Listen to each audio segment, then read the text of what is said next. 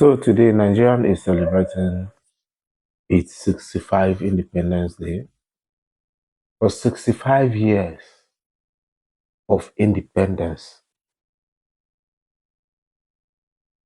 are we truly independent of our own decisions? Are we truly independent of our own actions? What exactly are we celebrating? Is it the raping of underage children by some, terrorism? The past 2 years has been the worst stage of any government. And the problem is, whatever decisions this government are taking are not taken for the enrichment of the country, but rather for the enrichment of their own personal gain and pockets. The past 2 years has been one of the worst years ever recorded in the history of Nigeria.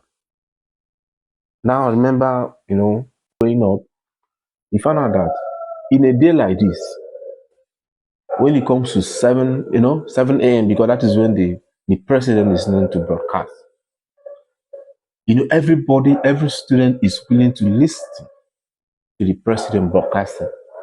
But have you noticed that nobody really cares about the information that came out from His Excellency, the President of the Federal Republic of Nigeria, President Bola Ahmed Tinubu? Nobody cares to listen because we believe that nothing good will come out from him. I'm saying how it's supposed to be without being apologetic to anybody. In these 65 years, as a country, as an independent body, have we been able to compare ourselves with other countries? Have we been able to, come out with something reasonable? But it has been 65 years of terrorism, 65 years of raping underage children in the forest, 65 years of hate men carrying gun and killing innocent people, 65 years of kidnapping, farmers not being able to go to their farms, 65 years of herdsmen taking over our communities, especially for those in the north. 65 years of massacre of innocent children or innocent protesters. 65 years of corruption. 65 years of nepotism. 65 years of tribalism. 65 years of favoritism. It is in this country that the president negotiates with terrorists. It is only in Nigeria that the president negotiates with terrorist organizations that are raping innocent people, destroying innocent people's properties, and doing what? Raping underage children. And the president is bringing them, is negotiating with this kind of set of people. Anybody that raped an underage children, is he a human being? So that is a question you need to ask yourself. So what exactly are we celebrating in these 65 years as an independent country? It has been nothing but a mess. Now, if I'm to make comparison between Nigeria as the most populated country in the world and as a country that is blessed with God-gifted natural resources, now the question is, how are these natural resources being managed? Who are the people set to manage these natural resources? Who are the people extracting these natural resources? How are they accounting for these natural resources? Many of us have become so doomed. Like I said, I don't give a fuck what anybody is going to say about this video. I've already made up my mind that this is how it's going to be. Can we make a little comparison between Nigeria and Burkina Faso? But do not forget that His Excellency, the President of the Federal Republic of Nigeria, President Bola Ahmed Tinubu, came into power before the current head of state in Burkina Faso, President Ibrahim. But in less than 2 years, President Ibrahim has been able to achieve a significant result that even if tomorrow he's not heading or he's not standing as the head of state, the economy has been able to stabilize. What are we trying to say? Let's take a look at the economic reform in Burkina Faso. Now, the GDP, as at when Ibrahim took over, was 18.8 million, but it has now increased to 21 or 22.1 billion. This is under 2 years. Number two, President Ibrahim of Burkina Faso has constantly rejected loans from International Monetary Fund and World Bank. Yes, the records are there. Number three, the president in less than 2 years has been able to reduce dependency from foreign countries. The last but not the least, the president within this period of less than 2 years has been able to pay much domestic loan that was being owned by the previous presidents. Is it agriculture?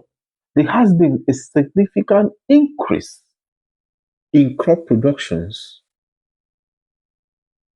provisions of tools, tractors, and what have you that can enhance or that enhances the local farmers or the rural farmers, to carry out cultivations.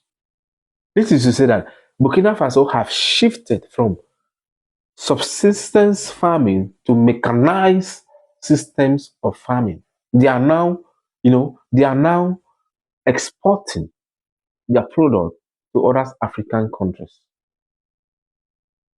Is it natural resources? There has been a reform in the gold sector or an increase in refinery. That is to say, currently now, the Burkina Faso refine their own gold. They don't take it to abroad. No, they refine their own gold and export it to other foreign nations. Now, just of recent, the Burkina Faso are not longer using the foreign-made wheat. They have now reduced it to local made wheat. Why? This is a way of promoting their own culture and symbolic activities. Is it infrastructure? There has been an upgrading system in infrastructural development in Burkina Faso. There has been so many creations or establishment of government institutions and parastatals. Now, these are not what I'm just coming out to say. I've been working on this for the past few weeks.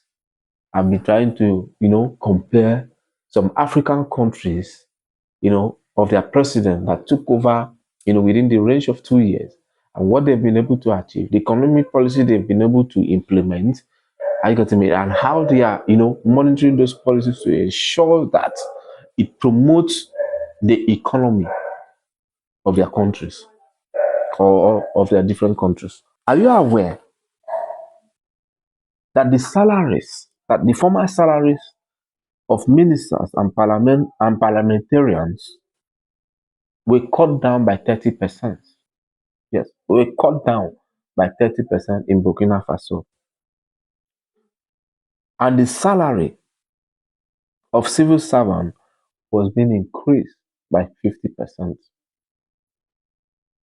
How many times? Like, okay, let's say in the last 8 years, how many times has Nigeria fallen into recession, and how many times has our leaders accepted to cut down their salaries? It is in this country that the former governor is receiving pension. The former governor who has found his way, let's say, to the Senate, is still collecting pension as a governor. As a senator, he's still collecting constituency allowances and is still being paid at the end of every month. Isn't this some of the policy or some of the things our leaders are supposed to be discussing? But rather, no. They rather choose, to discuss or fight against irrelevant things. Now, having said that so far, let's now compare the economic policy, for instance, because Burkina Faso is very close to Nigeria. The economic policy between Burkina Faso, or let's make a comparison, just within this range of 2 years between Ibrahim Traore and President Bola Ahmed Tinubu. Let's make this comparison. President Bola Ahmed Tinubu, 2 years in the office, macroeconomic and fiscal reform, fuel subsidy removal. It was a scam. The president met fuel at 200 and something naira. And as I'm speaking with you now, fuel is sold 890. Yes. The removal of fuel subsidy. What impact has that removal been able to create within these 2 years? Absolutely nothing. A lot of breakdowns of business. It has caused a lot of frustrations in the homes and business as a whole. Now, this removal of fuel subsidy, it was a scam by the federal government. It's a scam. Okay. Exchange rate unification is a scam. The president came to meet dollars at, is it 3 to 4 something? As I'm speaking with you now, $1 is equivalent to almost 1,500 naira. But if your dollars drop by 20 naira, 10 naira, they start celebrating what? This is a president that promised us that he is going to make dollars equivalent to naira. But how much are we buying dollars now? We are buying $1 at the rate of 1,500 and something naira in the black market. And official rate is 1,400 and something. So the dollar exchange unification is a scam. Upgrade and rehabilitation of refineries is a scam. The Port Harcourt refineries is not working. The Kaduna refinery is not working. And even the one that is being built by the African billionaire or the African richest man in person of Mr. Dangote, even to encourage him, to reduce this price of fuel or PMS, it's a scam. Are you getting me? It's a scam. So our leaders are not there to simplify life for the innocent citizen, but rather to make it complicated. Constructions and commencement of major infrastructural transformation projects. The railway is not something that was projected by this present government. It was projected by the previous government. The Calabar Lagos Coastal Highway, this is 2 years now, and the road is still in constructions. It's still in constructions. Energy sector reform is a scam. There has been increase in tariff and no electricity in some part of the country. Now, as I'm speaking with you, there is no plan for electricity reform. There is no plan for this APC government. The APC government has no plan for us. Let's go to social welfare and maybe education and human capital. Student loan program is a scam by the federal government.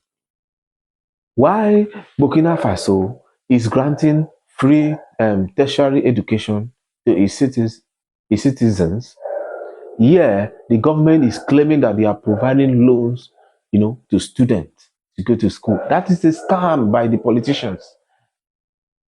That is a scam. Why the Burkina Faso president is rejecting loan from foreign, countries for international monetary organizations? The president of Nigeria, ha, is collecting loan back to back, and we have not seen any significant development in this loan. What you will hear in Nigeria on a daily basis is that they spend 1 point something trillion renovating airport. They spend they spend 3 point something billion. They spend billions and billions of naira renovating conference centers. They spend billions and billions of naira constructing kilometers of roads.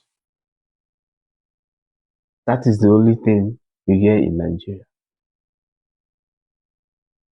Billions and trillions of naira renovating something that is relevant, but who are the people auditing it?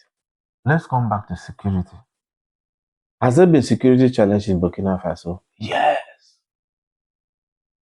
but it's not as compared to Nigeria. On a daily basis, Boko Haram, Herdsmen are attacking innocent community, killing little children. Just look at what happened in Benue State, for instance. Jos, it didn't start today. For more than 1 decade now, this group of guys that goes to community to kill these farmers, to kill these young people, to plan bomb blasts, has not been arrested. But rather, you will hear that 100 members of uh, former members of Boko Haram have repented. And now, what will the military do? The military will now receive into the military, receive them, they train them, they give them arms, and tomorrow you'll be hearing bomb blasts everywhere. In Nigeria, the president of the Federal Republic of Nigeria is negotiating with terrorists. Yes, the president of the Federal Republic in Nigeria, 65 years as an independent country, we are still negotiating with terrorists. Meanwhile, in other countries, terrorism is zero. Look at the war that happens few months ago between Israel and Iran. How many people were, I don't want to mention it. How many people lost their lives in that war? Then let's come back to Nigeria.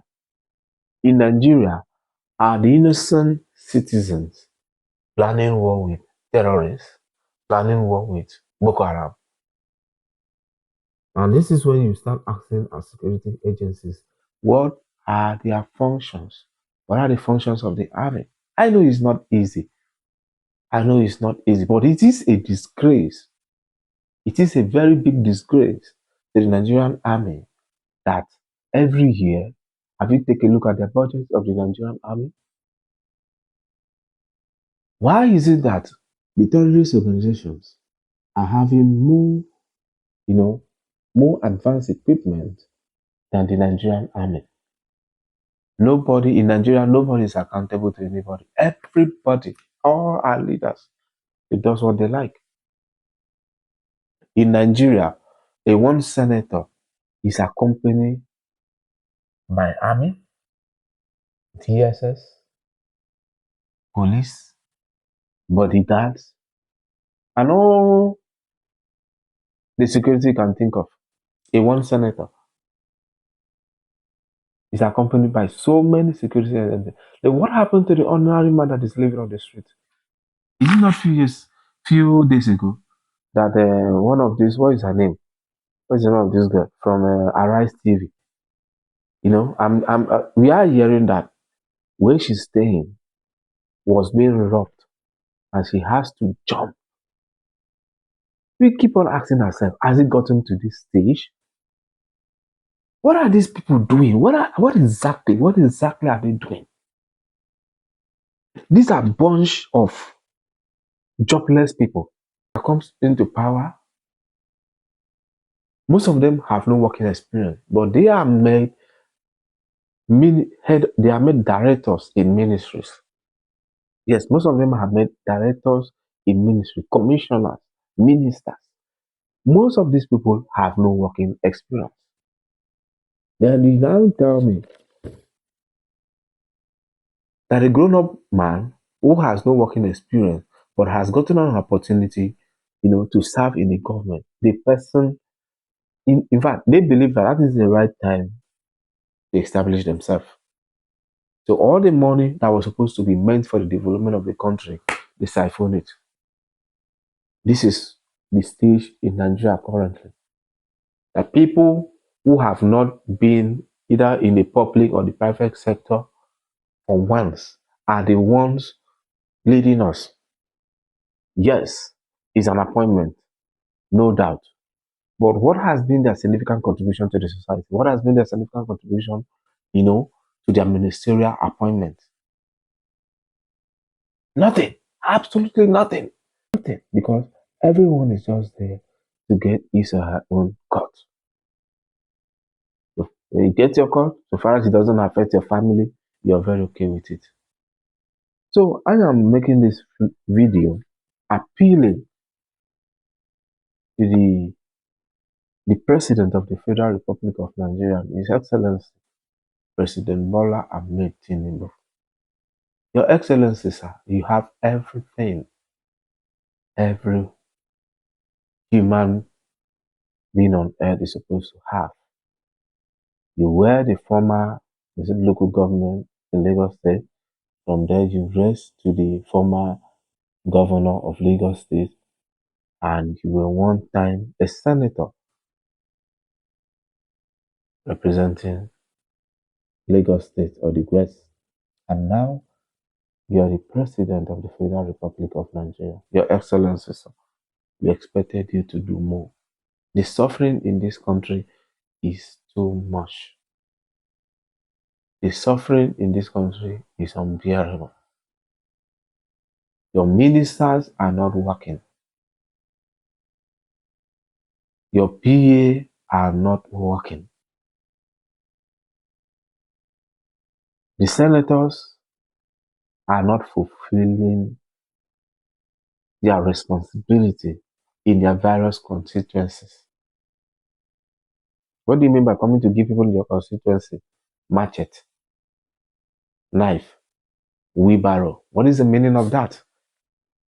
For goodness sakes, haven't we passed these stages? You're empowering the people in your constituency with machete, wheelbarrow. Ah, man, no. This is not what we should see from someone who has been a governor, from someone who has been a senator, and now the President of the Federal Republic of Nigeria. Yes, sir.